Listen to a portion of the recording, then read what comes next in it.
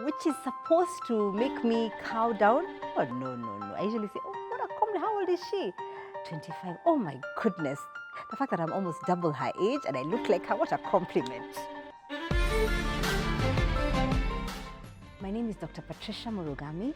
I'm the founder and chief executive of Breakthrough Leadership Transformation. And last year, we launched Rise School, the first leadership digital academy this side of Africa. Part of this, the calling that I have, is to help people become their next best selves, to help families, teams, boards, sectors become their next best selves. And we do this by being a global leadership catalyst. And that's very different from being a teacher, a coach, an educator. It's kind of a combination of all, because I truly believe that each one has the potential for greatness within them. And so my prayer and my intention is every interaction I have with whoever, whether it's that young teenager who I'm mentoring or that more senior leader who is a chair of many boards, any interaction I have, that it helps them see the greatness within them. And hopefully I can catalyze that potential to become a reality. So the kind of clients we have are mainly corporate clients, individuals who are leaders in their own right, who are in search of that idea and actualization of becoming their next best selves. From a coaching perspective, because we do a lot of executive coaching, it's leaders anywhere in the world who are in transition. Transition doesn't only mean moving from one job to the next or moving from corporate employment to entrepreneurial ventures. It also means transitioning to become a better version, a more impactful leader. And I think the conversation around legacy is a big one. What I have found is that there are a lot of biases that block people. And I think one of the big biases from an internal and a leader's perspective is that your ego can be the enemy.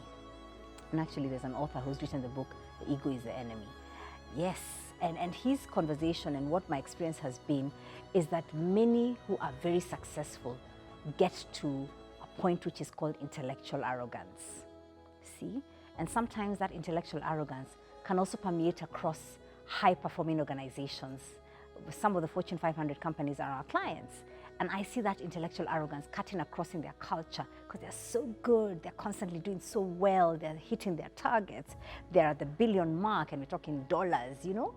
And unfortunately, that's precisely when the giants slip and fall. Because whilst you have that intellectual arrogance of being a leader who's great at what you do, you can't be told, then the risk is that you surround yourself with sycophants who only tell you, yes man, yes lady, yes. They never challenge you. They never have the courage, because you don't also give them the courage or the space for them to actually tell you a different perspective. And actually that's not leadership. I can't tell you how many times in my career I walked into a room, I'm delivering a session, it's an all-male team, maybe one or two women, it's a senior team, and I can see it in their eyes. What are we going to learn from her? Some of them are bold enough to say, hey, you really look like my granddaughter, you know, which is supposed to make me cow down. Oh, no, no, no. I usually say, oh, what a compliment. How old is she? 25. Oh, my goodness. The fact that I'm almost double her age and I look like her, what a compliment.